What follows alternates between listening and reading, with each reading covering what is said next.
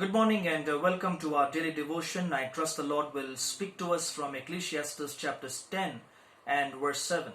Ecclesiastes 10 verse 7 says, I have seen slaves on horseback while princes go on foot like slaves.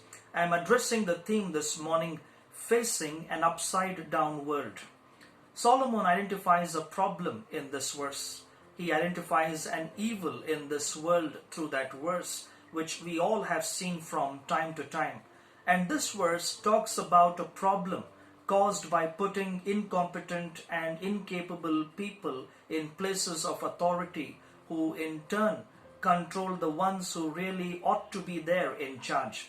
What we witness in this world is quite often that the better qualified are overlooked and mismanaged.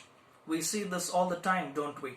We see people pay in millions to craft a public image for themselves which they are not by moral standards. Many people are of the view today that appearance is everything.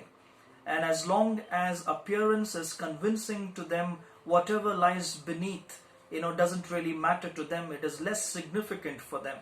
There are others who for them matter is the style, and they think that style is more important than substance. But in God's kingdom, appearance and style is not everything, and first impressions are often deceiving.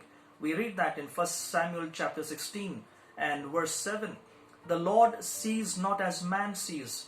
Man looks on the outward appearance, but the Lord looks on the heart.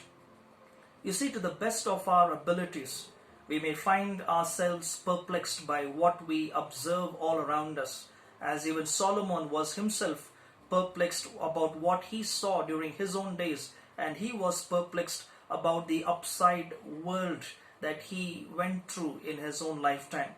Today's verse 7 of chapter 10 of the book of Ecclesiastes reflects his study of the people around him and his recognition that there are many things that are persuaded to be upside down in this world. Solomon observes in verse 7 that slaves are on horseback while princes go on foot. Slaves are on horseback while princes go on foot like slaves. You see, in the ancient world, horses were associated with royalty. So the meaning of this verse is that some who do not really have what it takes to be kings are in that place, while others who have the knowledge and discernment to become kings end up as mere slaves. Obviously, that statement from Solomon is not an absolute statement. There are many hardworking men and women who reach positions of authority purely because of God's grace, their wisdom and their skill and their ability which was given by God, and also because they treat people well. But when this does not happen in a world that we live in, we recognize that things are not going absolutely right.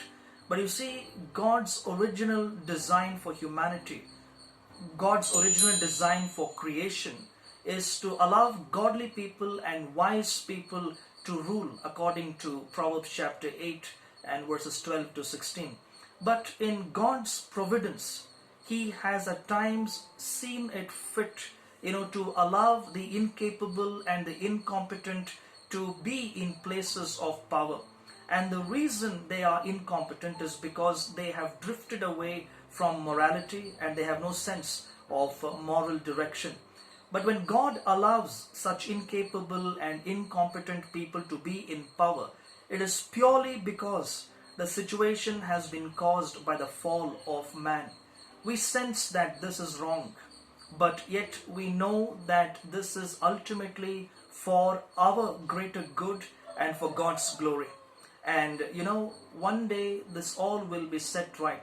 One day this world will be overturned and the world will be made right again.